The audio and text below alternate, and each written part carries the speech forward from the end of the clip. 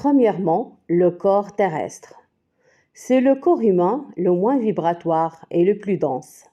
Il est le seul à être situé dans notre champ de vision et il est censé être soumis à l'esprit plutôt qu'aux instincts.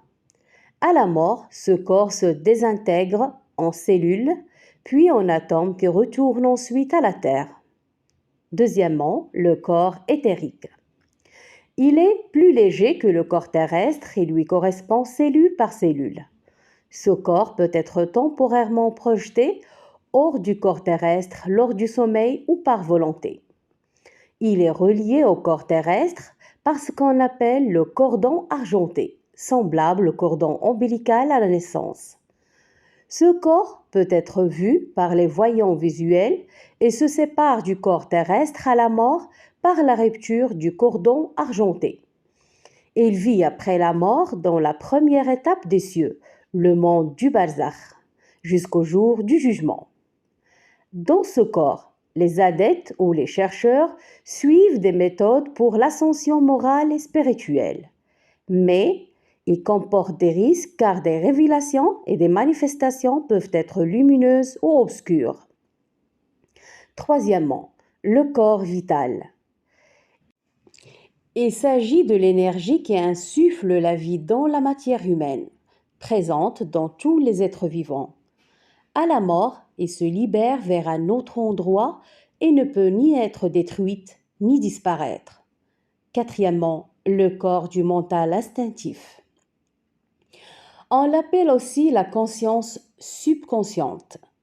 La force du mental instinctif peut dominer l'individu, mais parfois, il peut être libéré et soumis à la domination de l'intelligence saine ou de l'inspiration. Le mental instinctif a plusieurs facettes, dont l'instinct de combat, de défense, de nourriture, de sexe, etc. Chaque être humain est soumis à ces instincts à des degrés divers. Cinquièmement, le corps émotionnel. Inspiration, intuition. C'est la conscience émotionnelle plus élevée que le mental instinctif. Il n'y a pas de frontière nette entre ces deux niveaux et l'influence de l'un peut souvent déborder sur l'autre, ainsi que chaque individu a ses propres couleurs ou comportements spécifiques. Certains agissent comme des animaux, d'autres ont un équilibre, tandis que d'autres encore tendent vers l'intellect élevé en dominant leur instinct naturel. Sixièmement, le corps spirituel.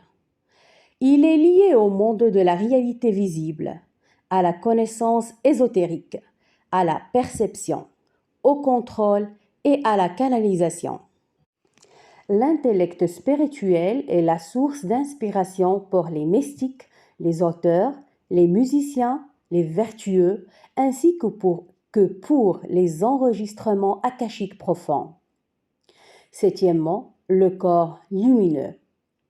C'est la septième étape de la composition humaine, la puissance inconnue que nous connaissons à travers ces 6 étapes précédentes, comme nous connaissons le Soleil par ses aspects extérieurs sans connaître sa structure interne. L'esprit est la chose la plus élevée dans l'univers, et c'est la phase où l'individu accède au royaume céleste. Lorsque l'esprit d'un individu se renforce et devient une partie de l'univers et perçoit des lois spirituelles cosmiques que ses sens terrestres ne peuvent pas percevoir. La pensée et la conscience des réalités universelles sont le critère de l'élévation humaine. Plus cette pensée s'élève, plus la vibration propre de la personne s'élève et elle atteint des niveaux supérieurs de l'astral, se déplaçant vers les strates éthériques supérieures du monde du barzakh. Les âmes qui résident dans les niveaux éthériques proches de la Terre sont relativement matière, tandis que les âmes hautement affinées s'élèvent vers les niveaux éthériques supérieurs.